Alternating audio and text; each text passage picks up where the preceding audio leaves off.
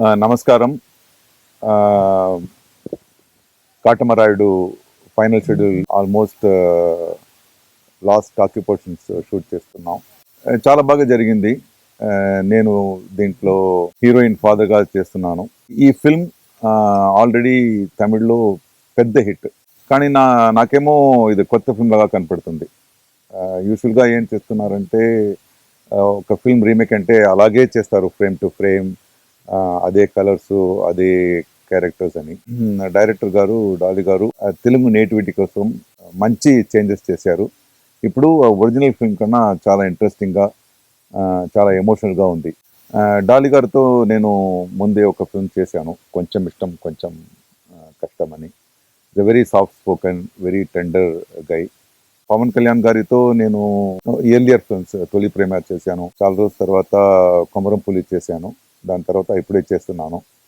I find lot of change in him. I can see lot of maturity in him. చాలా బాగా జరిగింది. Very interesting story. Very very good family drama, comedy, emotions, మధ్య మధ్య thriller లాగా ఒక suspense కూడా ఉంది. చాలా బాగా ఎంజాయ్ చేశాను. యాజ్ అన్ యాక్టర్గా నేను ఎన్నో ప్లేస్కి వెళ్తున్నాను షూటింగ్ కోసం. పెద్ద పెద్ద సిటీస్, చిన్న చిన్న విలేజెస్, ఫారిన్ ఎక్కడెక్కడో వెళ్తున్నాను.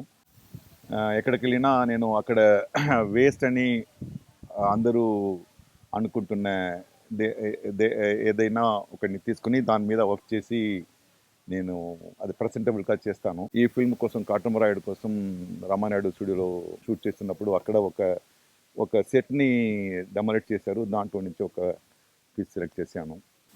Again I wish the crew and the cost and the producer first who invested so much money on this to make this good entertainer for you. ఇచ్చేసి ఒక కార్తో ఆడుకోమని చెప్తా ఉంటాం.